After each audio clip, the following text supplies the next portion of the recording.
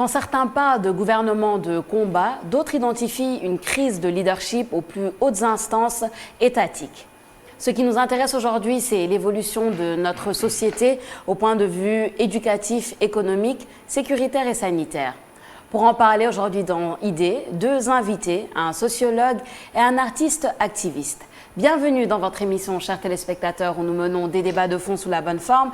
J'ai le plaisir d'accueillir à ma droite DJ Awadi. Bonjour DJ. Bonjour. J'espère que ça va bien. Très très bien. Deuxième fois dans Idées, c'est toi qui avais ouvert un peu l'émission. D'ailleurs, la première, on s'en rappelle. Oui, c'est vrai. Ça fait déjà 3 ans. Déjà 3 ans, oui. Ouais, ça fait plaisir de te recevoir. Le plaisir est mien. Docteur Lo, un habitué aussi. Tout à fait. Bon retour sur le plateau. Merci, toujours un plaisir d'être là. Le plaisir est toujours partagé. Alors, je pense qu'on peut rentrer directement dans le débat, sans trop proliférer. DJ Awadi qu'on ne présente plus, hein, forcément. Tout à fait. Activiste, artiste, est-ce que ça te va comme étiquette? Je préfère dire citoyen tout court. Okay. Parce que activiste, c'est me cantonner à un certain rôle et je ne veux pas être cantonné à rien du tout. Et je suis citoyen. À ce titre, je prends mes responsabilités dans ma cité et je pense que c'est le titre qui convient le mieux. D'accord. Citoyen qui défend ses causes, peut-être. Ah oui, non, qui prend ses responsabilités, qui ne fuit pas ses responsabilités. Super, super. Alors justement, en parlant de responsabilité, de cité, de société et de citoyenneté, surtout, tout à l'heure dans l'introduction, je parlais un peu de crise de leadership. Une crise de leadership, hein, par définition, c'est quand les choses ne se passent pas forcément comme elles doivent se passer au niveau élitiste, disons. Ceux qui doivent diriger, ceux qui doivent montrer l'exemple, on identifie des problèmes à ce niveau-là. Est-ce que tu penses que ça cale avec la situation du pays? Oui, forcément. On a une tension qui est là depuis quelques mois. Et que ça commence à un peu durer. Cette tension est là, on ne peut pas le nier. Elle s'est manifestée par des élections où le pouvoir a vu un recul de son électorat. Et c'est symptomatique d'un malaise chez les populations qui n'ont pas renouvelé leur confiance à ce pouvoir. Donc ça veut dire qu'il y a un vrai malaise. Il est multiforme. Donc je pense que tout le monde en est conscient et que même tout à l'heure tu le disais dans ton intro, si le Premier ministre parle de gouvernement de combat, c'est qu'il sait qu'il y a de vraies luttes à mener parce qu'il y a de vrais problèmes dans notre pays en ce moment. Et s'ils en sont conscients, eh bien tant mieux. Donc on leur souhaite la bienvenue sur le terrain de combat. Le terrain de combat. Et ça me permet aussi de revenir, hein, Dr Lo, par rapport à... on aimerait aussi avoir ton avis sur cette idée de crise de leadership. Comment est-ce que ça se définit, surtout de manière sociologique, c'est important. Et quand on parle de gouvernement de combat, bien entendu, on parle de ce nouvel gouvernement qui s'est formé il n'y a pas longtemps ici au Sénégal. Gouvernement de combat, est-ce que ça colle? De quel combat on parle? Comment faut le comprendre? Merci beaucoup, Sophia. En tout cas, je dois juste me réjouir d'avoir partagé ce plateau avec Didier. Merci. Évidemment, que je connaissais à travers donc, la lucarne, à travers donc, les télévisions, etc. Ouais. Évidemment que j'encourage, il sait bien que c'est un citoyen, il l'a bien dit. Ouais. Donc il s'engage en tout cas pour la cause noble de son pays, quel que soit en tout cas Alpha et quel que soit ce que cela pourrait donc lui coûter. Donc ça c'est important. Moi je pense que ça c'est un esprit et un esprit transcende. En tout cas les âges, les générations, les peuples. C'est pourquoi il est africain, il est sénégalais, il est international. Ça c'est important. Alors ceci étant dit, au fait je reviens sur la crise donc de l'autorité dont on dit, parce que semblerait-il partout c'est le cas, on dit qu'il manque d'autorité donc dans ces pays. Évidemment, il y a le pouvoir, mais également il manque donc d'autorité. Alors c'est vrai que le pouvoir, c'est le fait que, évidemment, un individu, par son statut, a la capacité donc de décider, selon donc les règles et les textes, évidemment, qui sont à la limite liés donc à ce statut-là. Mais on peut décider sans pour autant se faire obéir. L'autorité, c'est cette capacité de se faire obéir, de commander, mais également donc de se faire obéir. Et en général, l'autorité ne rime pas forcément donc avec la contrainte ni la force, malheureusement. On peut avoir donc le pouvoir, on peut contraindre donc quelqu'un à agir sans que cela ne soit ou ne relève donc de l'autorité. Évidemment, cette crise, maintenant, il faut l'analyser selon, à mon avis, à 3 niveaux, voire 4 niveaux. D'abord, c'est parce que tout au début, ce qui l'entraîne, c'est que nous assistons au fur et à mesure à ce qu'on appelle la fin donc, des idéologies. Il n'y a plus donc d'idéologie donc, dans ces pays. Et quand je parle donc d'idéologie, c'est des convictions, qu'elles soient politiques, religieuses, culturelles, etc. En matière politique, ces convictions, c'était donc incarnées à travers donc, le libéralisme, ce qui est donc des écoles qui existaient, le socialisme, le libéralisme, le social donc libéral, etc., etc., qui, évidemment, une fois que l'individu l'incarne, il sait qui il est, il sait évidemment quelles sont donc les orientations par rapport à ça. À l'heure actuelle, malheureusement, on voit donc la conséquence donc de cette faiblesse au niveau donc de ces idéologies qui, à la limite, s'affaiblissent au fur et à mesure, qui font que beaucoup donc des politiciens que nous voyons changent donc de cap, voyez, comme ils changent donc de chemise. C'est ce qu'on nomme donc la transhumance. On voit quelqu'un qui est aujourd'hui ici, demain il change. Le socialiste, on ne sait pas s'il est socialiste. Le démocrate, on ne sait pas s'il est démocrate. Le social-démocrate, etc. Donc, c'est parce que les convictions d'alors qui pouvaient fixer l'individu, c'est par rapport donc à ces idéologies. Et dans un pays ici, on n'a pas donc d'idéologie. Évidemment, on peut à la limite avoir le sort donc de la chauve-souris, inclassable donc dans le règne animal. C'est ça. Ça, c'est un élément important et qui est là. Alors, la deuxième, en tout cas, ou le deuxième élément par lequel on peut comprendre donc cette crise donc d'autorité, c'est aujourd'hui, au fur et à mesure, on voit qu'il y a ce qu'on appelle la personnalisation donc de la loi. La loi, par nature, par définition, est impersonnelle. Mais dans nos pays, particulièrement en Afrique, ce qu'on constate, c'est que les lois sont personnalisées. On va voir maintenant à qui s'adresse donc la loi. Si, évidemment, nous en sommes victimes et que nous sommes gouvernants, on va essayer donc de contourner donc la loi ou bien de ne pas se l'appliquer. Alors, dès l'instant que des comportements pareils commencent à être décelés par les populations, évidemment, par la loi aussi, on ne peut plus faire obéir, encore moins on ne peut plus donc commander donc par la loi. Parce que, évidemment, ça va poser un problème donc d'éthique. On voit donc des gens, en tout cas, qui devraient être donc sous le coup de la loi, mais qui s'y échappent. Pourquoi? Parce qu'effectivement, ils sont certainement partisans d'un parti qui serait donc au pouvoir. Donc, de cette sorte, même si une quelconque autorité, en tout cas, qui détient un détenteur donc d'un pouvoir, que ce soit donc le président de la République, que ce soit donc la force publique, que ce soit donc l'administration, voudrait décider par donc, en tout cas, ce que le gouvernement, l'État lui confère en tant que force pour agir et se faire en tout cas obéir, évidemment, en retour, on voit donc une résistance.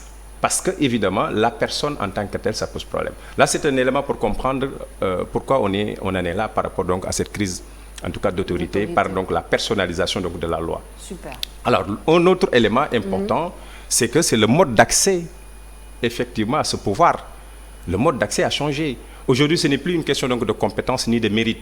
Pour diriger donc pour être un préfet même, ou pour être donc un magistrat, ou pour être à la limite un gendarme, ou pour être donc un ministre, etc., etc.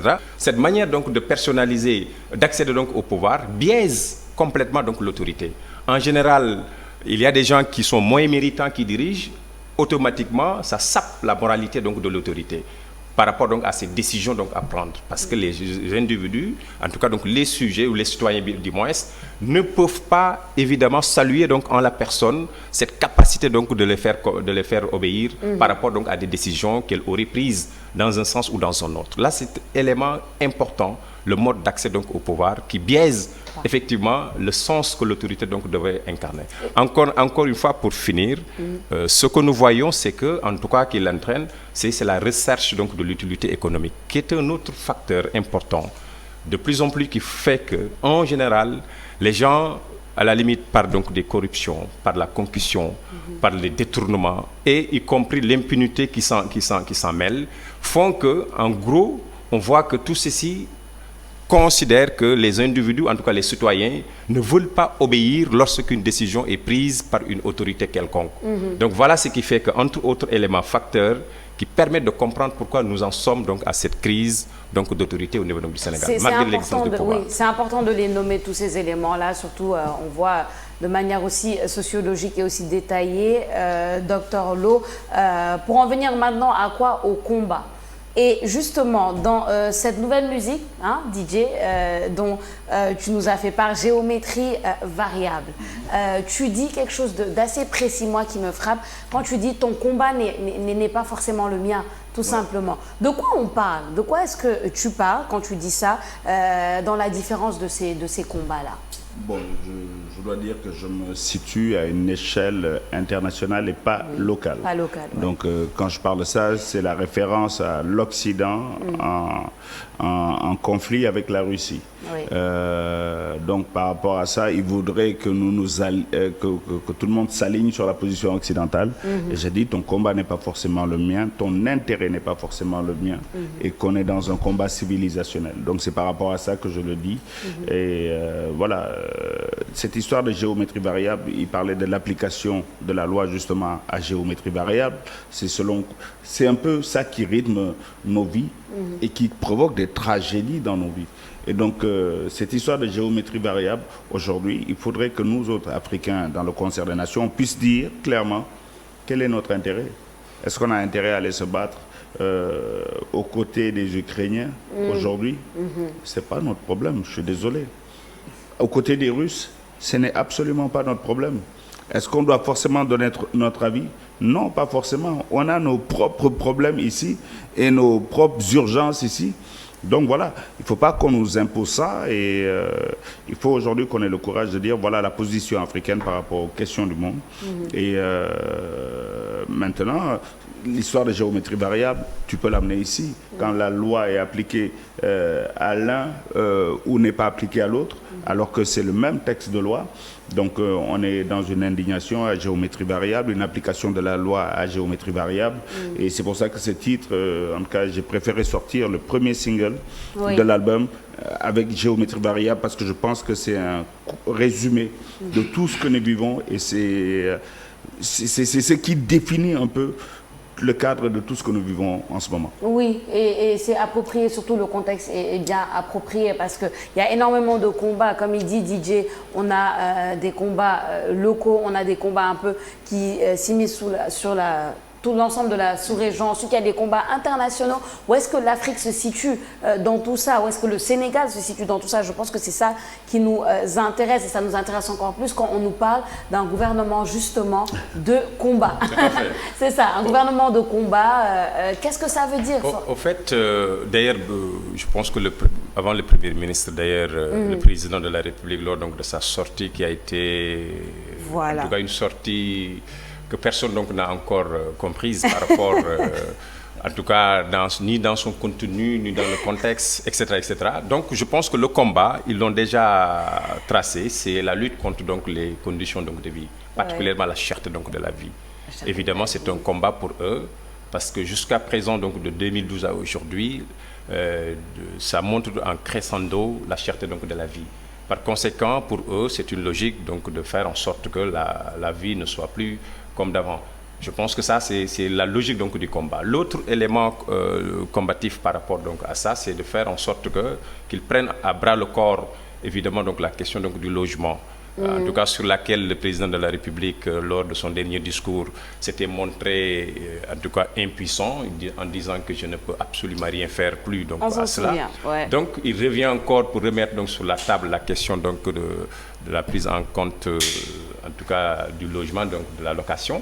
Ça veut dire que voilà donc le combat, lutter contre, en tout cas, faire en sorte que le panier donc, de la ménagère soit beaucoup plus aisé à remplir, faire en sorte effectivement que le logement soit accessible donc, à tous les citoyens.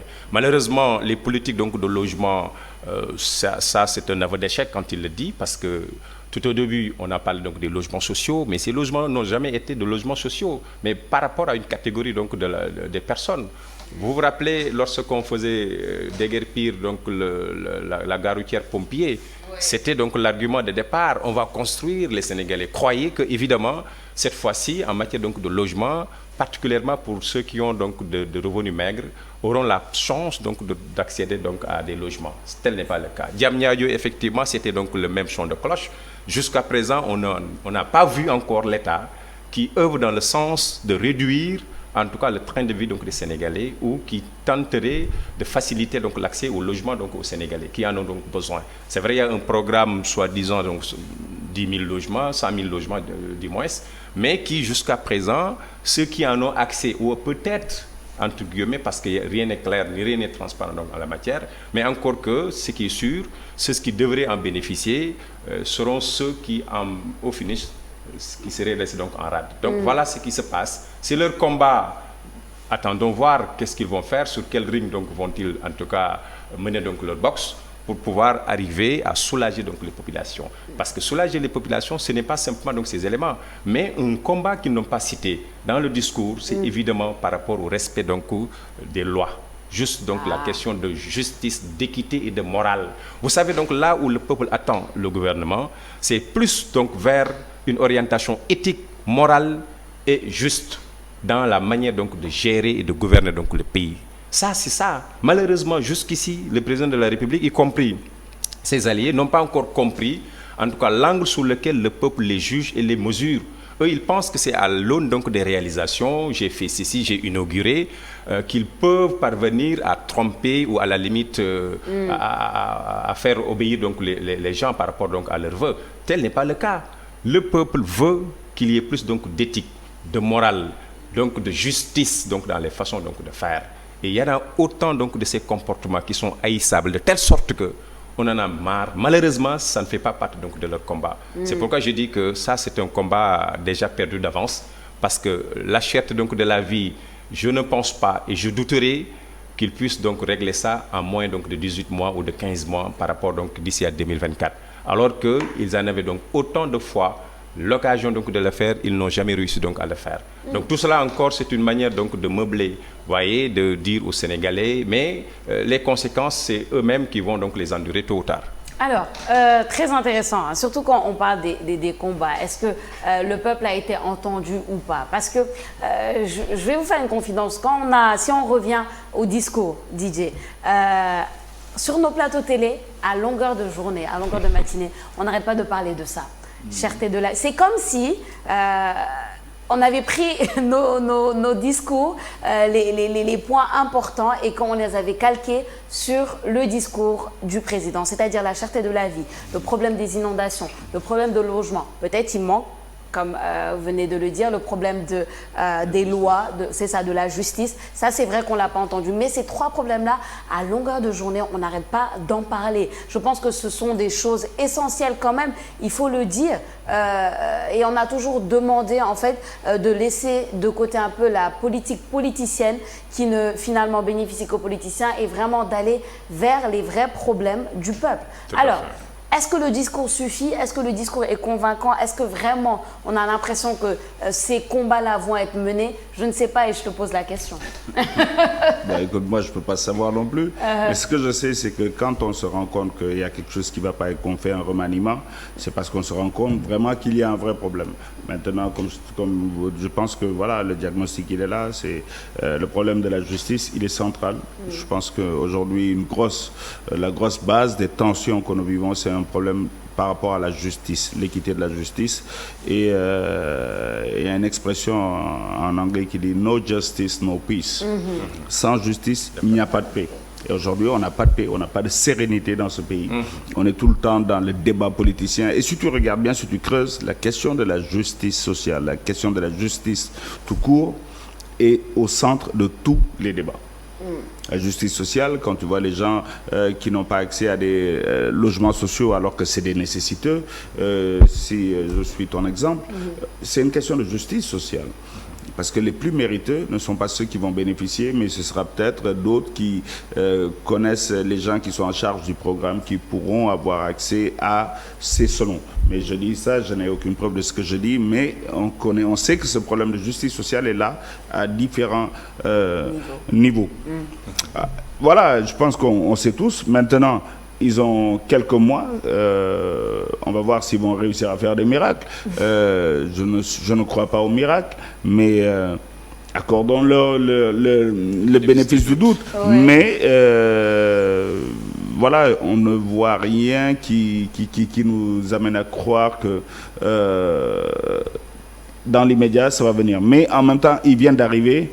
Laissons-les faire et puis on va prier qu'on ait peut-être tort de s'inquiéter. Oui, peut-être, on verra bien.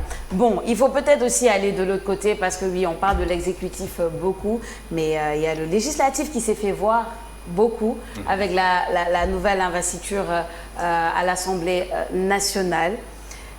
Quelle impression, d'abord, avant que je pose toute une question, quelle impression de cette nouvelle investiture? Comment est-ce qu'il faut voir? Parce que tout le monde était scotché à ces écrans de télévision, voyant un peu toute la cacophonie, toute la violence même, je peux dire, tout ce qui s'est passé à l'intérieur de cette assemblée. Une assemblée qui est censée représenter le peuple, une assemblée qui est censée représenter le législatif, donc le peuple. Est-ce que ça représente vraiment la frustration du peuple ou est-ce qu'il y a moyen de le faire autrement? Je pose la question. Au fait, moi je pense que, contrairement peut-être à ce que beaucoup déjà pensent et disent d'ailleurs, que oui, c'est mauvais, c'est honteux. Bon, on entend ça, c'est comme un chant de cloche qui retentit partout, jusque donc dans nos foyers. Mais moi je pense que c'est comme ça que procède en tout cas un avenir. Vous savez, c'est dans la lutte que le peuple peut se libérer. Évidemment, nous avons nos lois, mais quand ces lois sont faites pour être transgressées, particulièrement par ceux qui étaient censés donc les respecter et les faire respecter, ça pose un problème.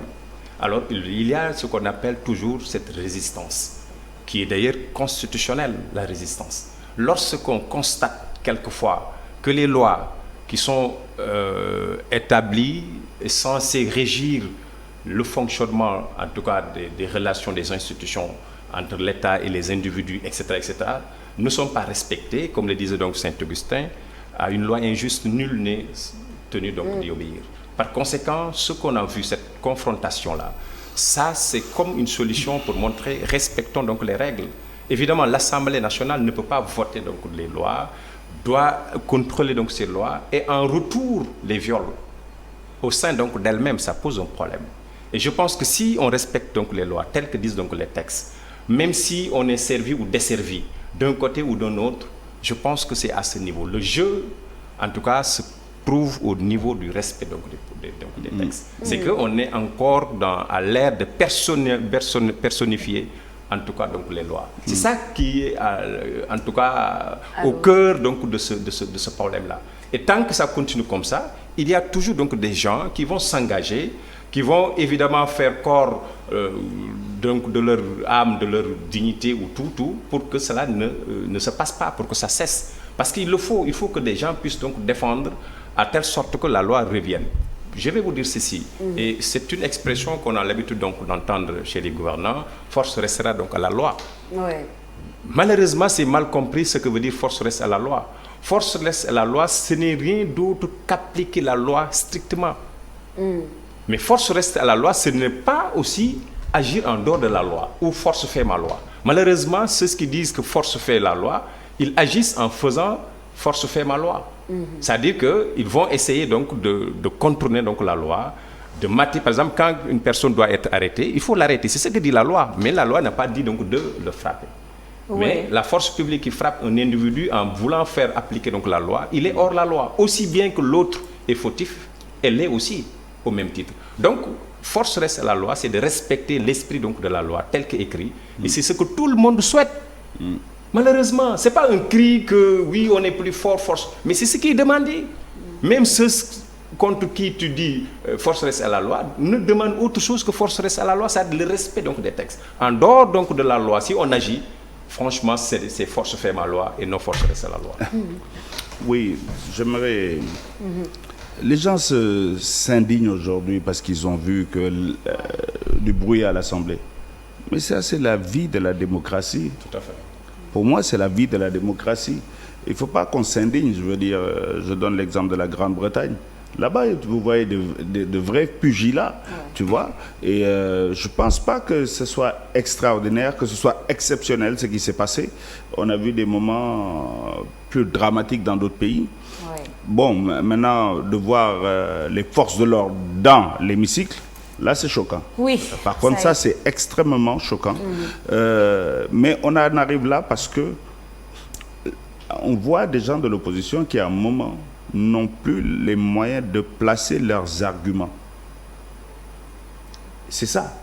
Quand tu n'as plus d'arguments, eh bien, tu utilises les arguments que tu peux avoir en face. Tout à fait. Tu vois? On a poussé... Ces gens n'avaient plus les moyens d'exprimer leurs idées. Donc, il faudrait que tout le monde puisse s'exprimer. Pouvoir et opposition. Et surtout, opposition. Qu'on les laisse s'exprimer. Et, justement, que ce soit vraiment l'endroit où il y aurait une véritable impartialité, un véritable respect des textes. On est par rapport aux textes fondamentaux, on est dans l'endroit où nos représentants sont là. Et s'ils se battent, ils sont aussi nos représentants. C'est nous aussi quelque part. Ces combats-là, c'est les combats qu'on a vus pendant toutes les élections. C'est la violence qu'on a vue pendant toutes nos élections. Les députés qui sont là-bas sont des Sénégalais. Et donc aujourd'hui, ils représentent les Sénégalais, la violence des Sénégalais, la barbarie des Sénégalais, le manque de sérénité des Sénégalais. C'est ça qui est représenté dans l'hémicycle. C'est des gens qui nous représentent. Chacun, on a donné un mandat à chacun d'entre eux. Représente-moi là-bas. Oui. Oui. Et ce mandat qu'on leur a donné là, ils sont comme nous, aussi intelligents que nous, et quelquefois aussi puérils que nous.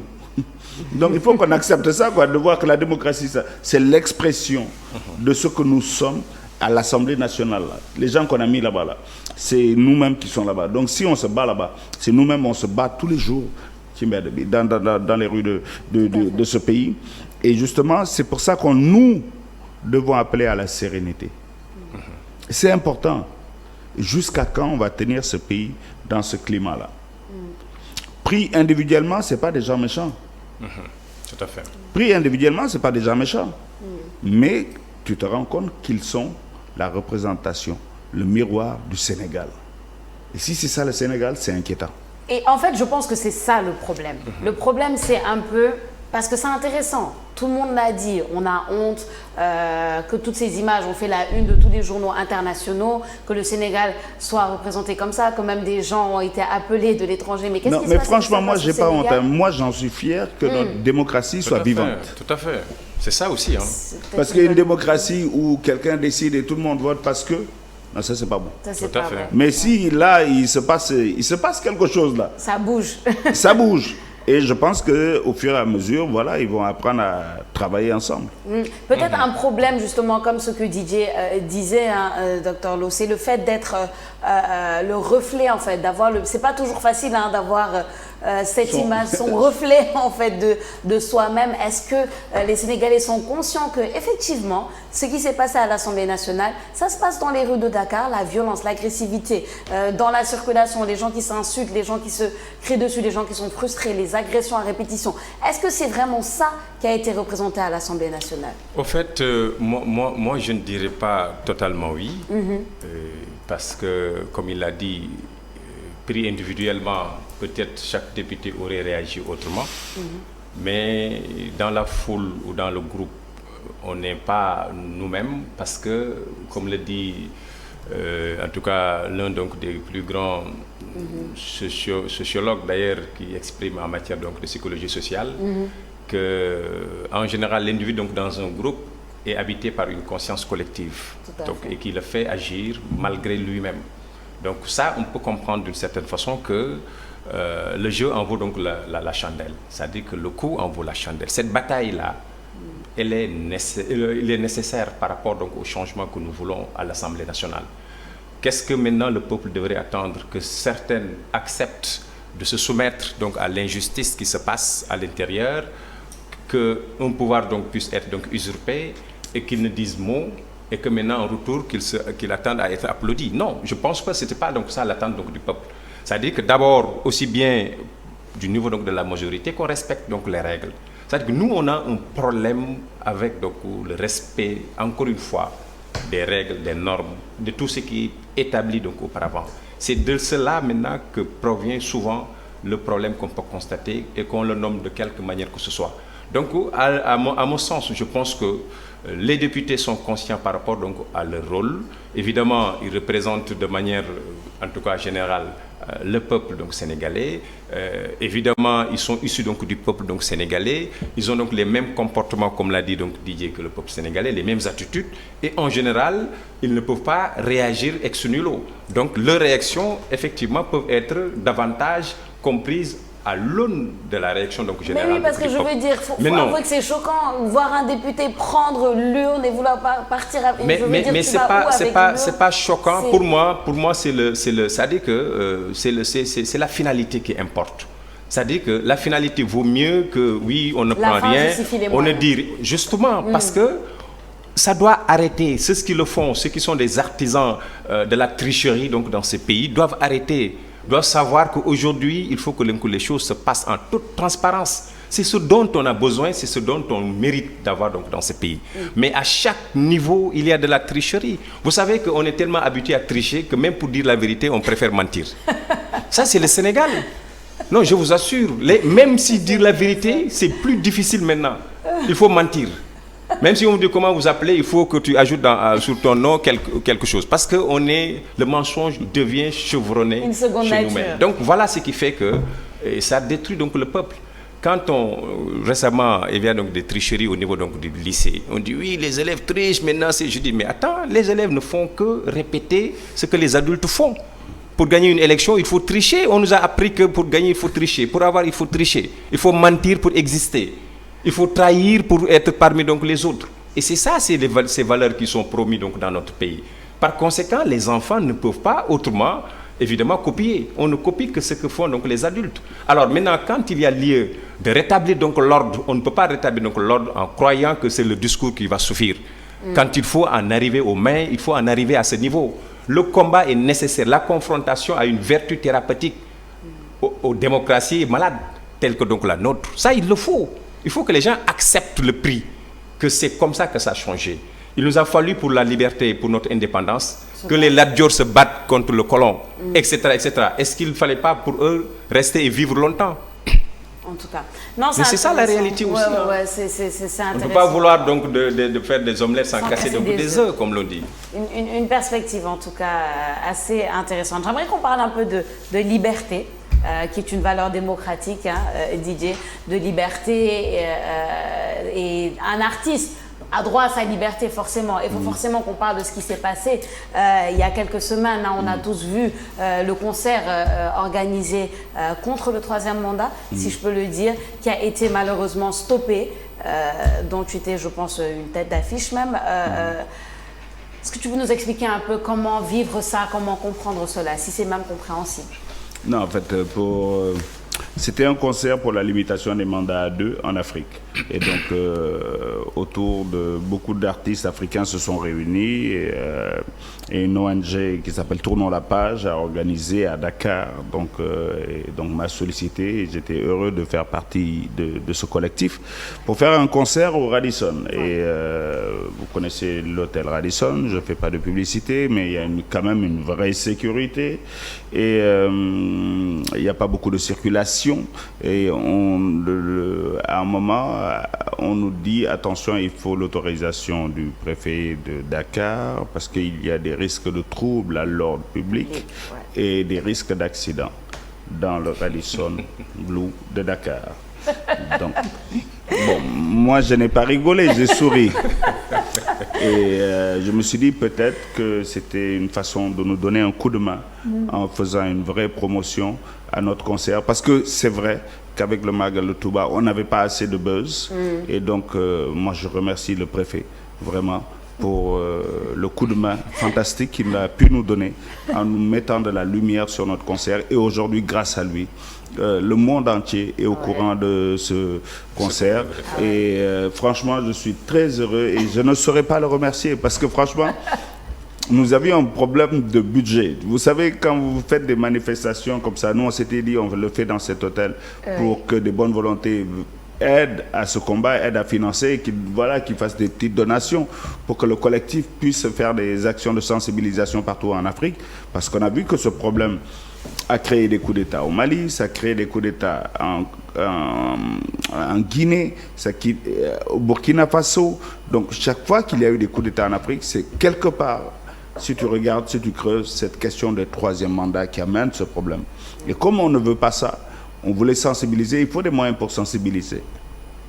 Et comme on n'avait pas d'attaché de presse, on a pu avoir un attaché de presse fantastique qui a fait le boulot pour nous. Ah donc, ouais. Voilà. En tout cas, la communication, elle est allée fort. Ça, c'est sûr que Voilà. vraiment, on peut le dire. Tout à fait. Vos Oui, impressions, docteur Lo, par en rapport à fait, ça. c'est ce que je disais juste à l'entame de mes propos. La loi qu'on personnalise la loi. C'est ça le problème du Sénégal. Le préfet qui prend une décision, moi je sais que, en tout cas, on peut présumer cela, que si c'était le parti au pouvoir qui organise ce même concert, quel que soit donc Alpha, ce ne serait pas interdit. Et on en a vu, hein, à chaque fois qu'ils ont donc des manifestations, ces manifestations n'ont jamais été interdites. Maintenant, quand il s'agit de X, Y, Z, ah oui, c'est X, Y, ce qu'il va dire, etc., ça peut choquer, ça peut ne pas arranger le pouvoir. Et pourtant, vous savez, on arrête. Excuse-moi de te couper juste une seconde, les artistes, c'est des gens comme Mewe. Mewe, il fait du zoblazo. C'est pas vraiment quelqu'un qui a déjà créé une fois dans sa vie un trouble à l'ordre public. On ne me connaît pas de trouble à l'ordre public. Aucun de nous ne crée des troubles à l'ordre public. Donc, évidemment, ça fait un peu sourire. Quoi. Évidemment, c'est ce que je dis. C'est ça qu'on appelle l'abus de pouvoir. Ouais. Évidemment, on personnalise trop les choses. On va regarder la silhouette de l'autre pour dire oui ou non. Ce n'est pas par rapport au trouble en tant que tel, qui est un trouble présupposé, un prétexte pour interdire, évidemment. Parce qu'on dit toujours que le préfet dispose plus que les autres, autant d'informations pour agir. Ça, c'est vrai. Mais de façon générale, on voit que ces informations ne sont disponibles que lorsque, évidemment, c'est un tiers dérangeant donc, qui agit. Et ça, c'est le constat général.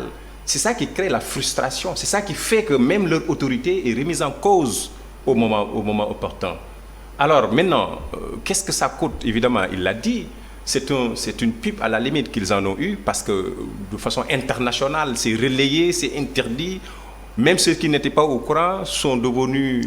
La plupart des personnes à Dakar n'étaient pas au courant de ce concert. Ils l'ont su à cause d'un acte qu'on oui. pouvait laisser passer. Alors, donc ça, c'est un élément. Maintenant, pour cette question de troisième candidature, évidemment, qui est un combat très noble, qui doit être mené par tous les citoyens de quelque bord que ce soit, même y compris ceux qui sont actuellement donc, dans l'attelage gouvernemental, que ce soit au Sénégal ou ailleurs, parce qu'ils sont donc des citoyens avant tout. Et ce qui importe, c'est l'intérêt général.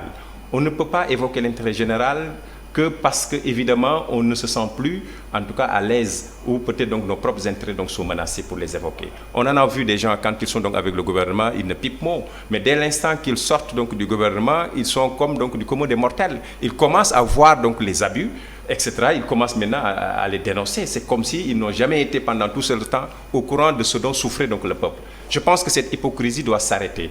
Il ne faudrait pas qu'on en arrive là. Et je me dis que souvent, nos politiciens sont malades de cette maladie d'Alzheimer politique. C'est-à-dire que de plus en plus, ils ont une perte de mémoire qui affecte même donc, leur fonction intellectuelle à telle sorte qu'ils oublient donc, leur discours du passé. On ne peut pas admettre ni accepter, en tout cas notre président donc, de la République, qu'il puisse avoir en tout cas une lueur d'espoir à une candidature, donc une troisième candidature. Dans ces pays-là, lui qui l'a combattu, avec tant d'autres d'ailleurs, quel que soit Alpha, moralement, éthiquement et sur le plan constitutionnel, il ne doit pas y prétendre. Ça ne devrait pas même faire l'objet donc d'un combat africain, parce qu'il faut savoir se contenter pour être heureux dans la vie.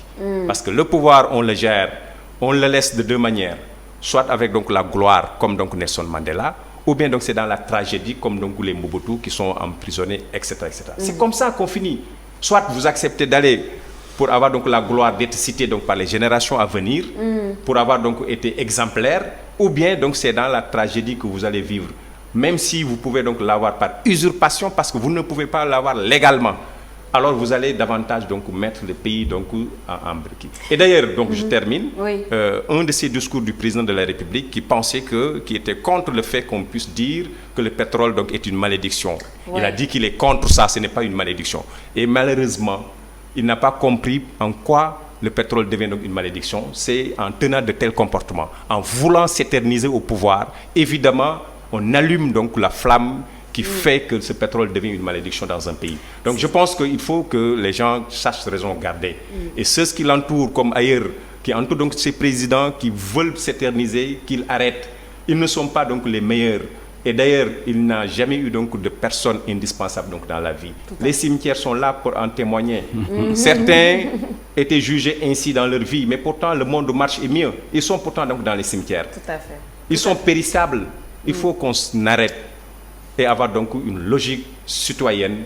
L'amour donc du pays, c'est savoir qu'il y en a d'autres qui l'aiment mieux que nous-mêmes et qui peuvent faire mieux que nous. On ne s'attendait pas que le président fasse ce qu'il a fait aujourd'hui. Aujourd'hui, il en a fait. Même un Yaoudial peut faire mieux que lui. C'est ça la vie. J'aimerais d'ailleurs qu'on élargisse le débat, toi qui es international aussi, hein, parce que c'est ça, tu parles d'un concert pour dire non au 3e mandat, mais partout un peu en Afrique. À la limitation des mandats. À la limitation des mandats en Afrique. On sait ce qui se passe actuellement chez nos voisins, hein, la Guinée, le Mali, oui, etc. Burkina, c'est compliqué, le Burkina. En fait, nous, quand on le dit, c'est parce qu'on est allé réellement dans ces pays. On a vécu ça, on a vu ça, on ne nous a pas raconté. Qu'est-ce qui se passe là-bas actuellement? Ce qui se passe, c'est que, voilà, que des gens ont voulu s'éterniser au pouvoir contre la volonté de leur peuple. Ça crée des remous à tel point que les militaires ont dit, écoutez, on prend le pouvoir pour rétablir l'ordre. Et on sait comment ils prennent le pouvoir, on sait comment ils ne sortent rarement, jamais du pouvoir. Ils veulent le garder. Quand ils ont goûté, mes amis militaires, que je respecte beaucoup, mais ils n'aiment pas le laisser. Quand ils ont goûté là aussi, ils se disent, mais en fait, les civils, ils ne sont pas intelligents. Ce gâteau-là, on ne va plus jamais le laisser. Donc, et ce n'est pas de la normalité. Pour qu'on ait une normalité, il faut que le peuple décide de son destin. Si le peuple a décidé qu'on est en monarchie, eh bien, comme l'Angleterre, on aura une reine, ou bien un roi, et un premier ministre. Et même les premiers ministres se succéderont, il y aura des alternances, même les premiers ministres. Mais nous ne sommes pas dans une royauté. Nous avons décidé que nous sommes en république. En république. Et nous avons décidé qu'il y aurait 2 termes.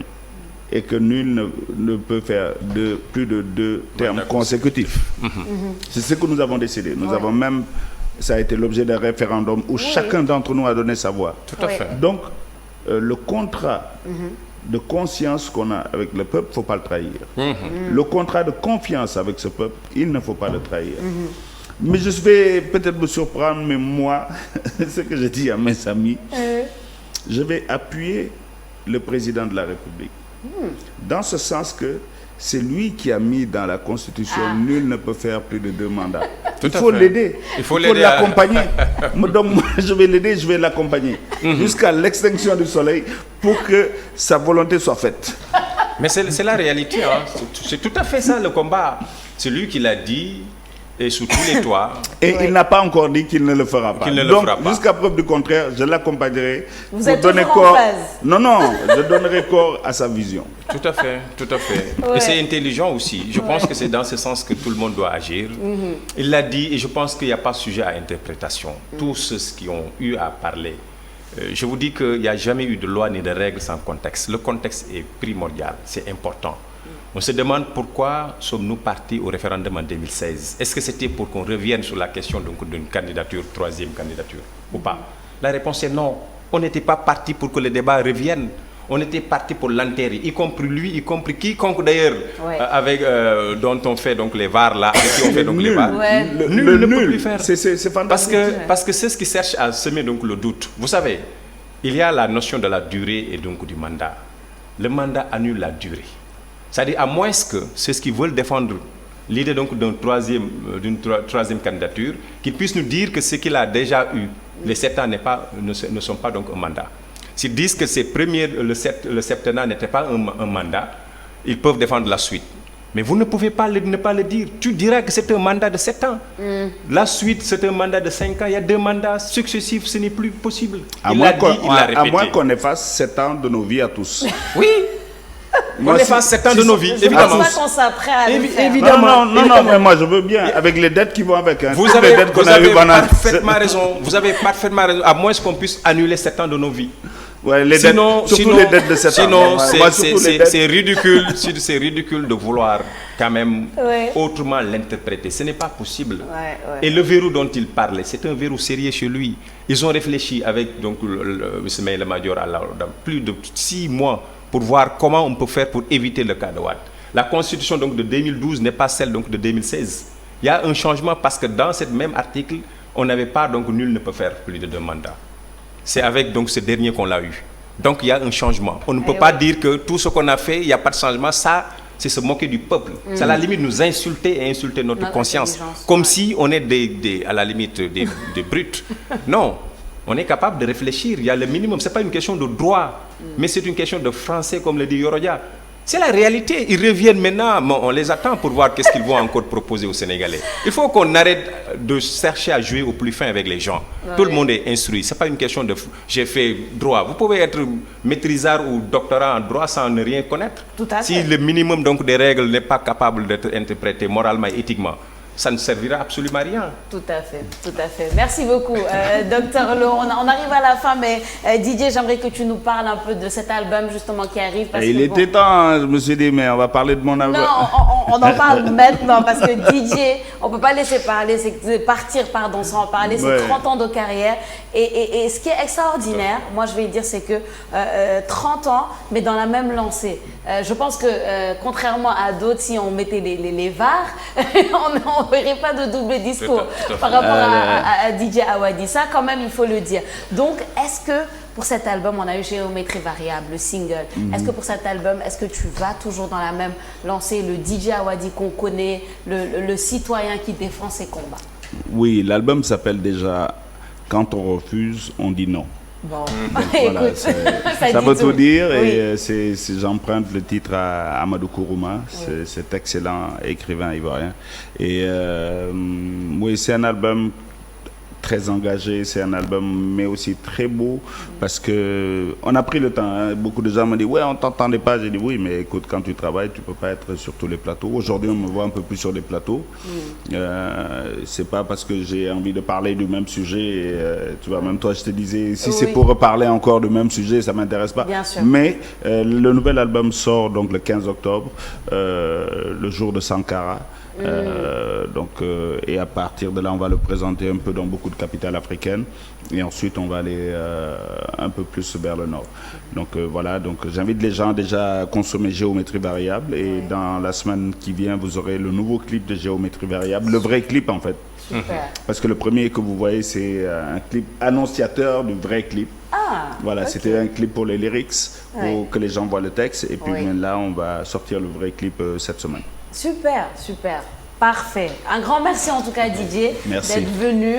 J'espère qu'on a fait un peu le tour, qu'on n'est pas resté compté sur une seule question. Merci, en tout cas ça fait plaisir d'avoir rencontré Docteur. Merci beaucoup Docteur Lo. Comme d'habitude c'est toujours un plaisir et c'est toujours beaucoup de savoir que tu partages avec nous, avec tant de générosité. Merci à vous chers téléspectateurs, merci d'avoir suivi votre émission Idée, cette émission où nous menons des débats de fond sous la bonne forme. Je suis Sophia Ba et je vous donne rendez-vous prochainement sur ITV. À bientôt.